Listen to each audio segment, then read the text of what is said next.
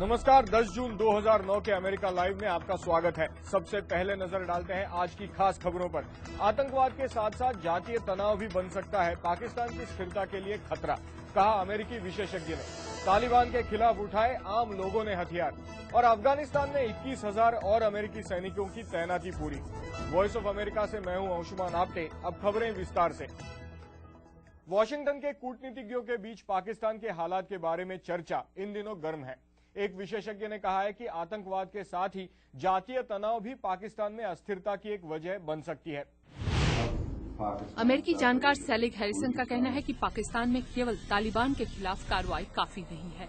America को आतंकवाद के खिलाफ अपनी नीति बनाते वक्त इस बात का ध्यान रखना होगा कि पाकिस्तान के अंदर सिंधी, बालूची, पश्तून और पंजाबियों के बीच का जातीय तनाव भी पाकिस्तान में अस्थिरता ला सकता है। अपने आप में बलूची लोग काफी कमजोर हैं, लेकिन सिंधी लोगों के साथ गठबंधन करके वो मजबूत बन सकते हैं। और बलूची और सिंधी नेताओं का लक्ष्य है एक स्वाधीन बलूच और सिंधी महासंघ, जिसकी सीमा भारत की सीमा से लेकर ईरान की सीमा तक हो। जानकार ये भी कहते हैं कि पाकिस्तान में जैसे हालात अभी हैं, उसको सुधरने में काफी वक्त लगेगा और अमेरिका को लंबे समय तक पाकिस्तान से जुड़े रहना होगा। मेरे ख्याल से ये जल्दबाजी में सुलझाने वाली परेशानी नहीं है। कोई जादुई उपाय नहीं है इसके लिए। पाकिस्तान को अमेरिकी और अंतर्राष्ट्रीय समुदाय से लंबे अंतराल तक सहायता चाहिए। आखिर में तो पाकिस्तान को ही सब कुछ करना होगा, लेकिन हम सबका साथ पाकिस्तान को रहेगा। विदुषी सिन्हा, वॉइस ऑफ अमेरिका। इस बारे में बात करने के लिए आज हमारे साथ है कोकब फरशोरी, जो वॉइस ऑफ अमेरिका की उर्दू सेवा के कार्यकारी संपादक हैं। कोकब, स्वागत है स्टूडियो में। तो ये जो अमेरिकी विशेषज्ञ कह रहे हैं कि जातीय तनाव एक मुद्दा हो सकता है अस्थिरता पैदा करने के लिए, वो कितना सही है? ये जो है लिंग्विस्टिक जो डिफरेंसेस हैं पाकिस्तान में नई चीज नहीं है। हम 1971 में जब ईस्ट और वेस्ट पाकिस्तान थे, उसमें भी एक बहुत बड़ा फैक्टर था जो बाद में जाहिर है कि दोनों मुल्क अलग हो गए, बांग्लादेश बन गया। उसके बाद से भी हम देखते हैं कि सिंध में, बलूचिस्तान में इस किस्म की मूवमेंट्स चलती रही हैं लिंग्विस्टिक के हवाले से, लिंग्विस्टिक इश्यूज के हवाले से। इस वक्त भी ये एक फैक्टर है। लेकिन अगर आप ये कहें कि बड़ा खतरा क्या है, तो बड़ा खतरा यह है कि जो तालिबान ने पाकिस्तान में आकर बहुत से इलाकों को टेक ओवर करने की कोशिश की, वो अपना इन्फ्लुएंस बढ़ाना चाह रहे हैं, ये ज्यादा बड़ा खतरा है। कोकब, आपने तालिबान का जो जिक्र किया उसके बारे में तो बातचीत करते रहेंगे, लेकिन और एक क्षेत्र में एक डेवलपमेंट हुई है, उस पर नजर डालते हैं। पाकिस्तान के उत्तर पश्चिमी सीमा पर जहां पाकिस्तानी सेना ने तालिबान के खिलाफ लड़ाई तेज करने का दावा किया है, वहीं दूसरी ओर क्षेत्र का आम आदमी भी तालिबान के खिलाफ खड़ा होता नजर आ रहा है। हाल में एक मस्जिद पर तालिबान द्वारा किए गए हमले में 40 बेकसूरों की मौत होने के बाद उस गांव के करीब 300 लोग इकट्ठा हुए और उन्होंने तालिबान के ठिकानों पर हमला बोल दिया। अब पाकिस्तानी सेना भी तालिबान के खिलाफ खड़े होने वालों की सहायता कर रही है। तो कोकब, आम आदमी किस कदर खड़ा हो रहा है और कितना असरदार है ये? इससे पहले भी ऐसा हुआ है 2002 में, जब जुनूबी वजीरिस्तान में किया तो गवर्नमेंट ने इनको सपोर्ट किया। ये लेकिन अंशुमन देखना यह है कि ये स्कैटर्ड इंसिडेंट्स हैं। हम इसको ये नहीं कह सकते कि कोई बहुत ही ऑर्गेनाइज्ड वे में लोग इनके खिलाफ उठ खड़े होंगे। आखिर में ये जो जिम्मेदारी है ये सरकार की ही है।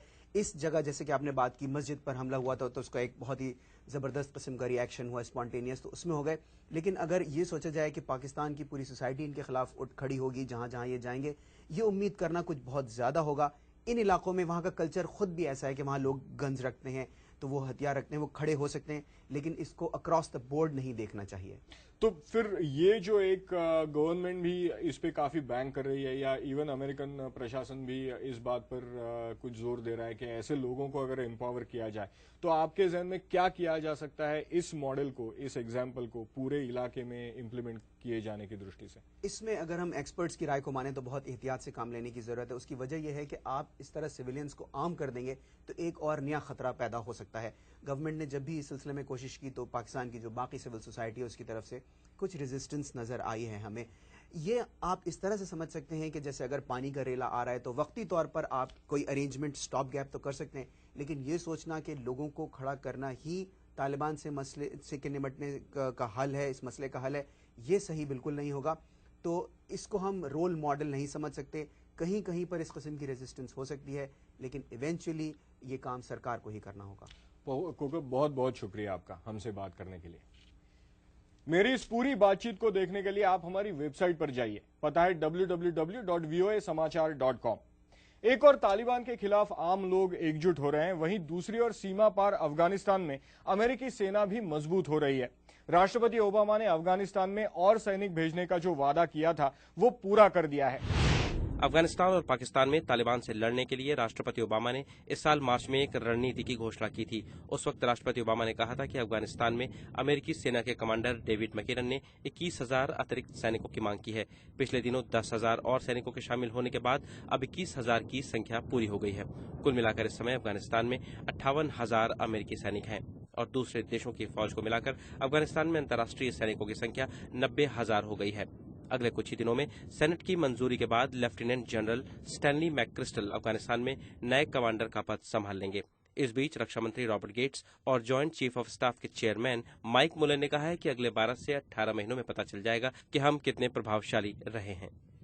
अमेरिका लाइव आपको कैसा लगा और हम इसमें और क्या सुधार ला सकते हैं, इस बारे में आपकी कोई भी राय हो तो हमें लिख भेजिए americalive@voanews.com पर। लेकिन अभी इजाजत दीजिए, नमस्कार।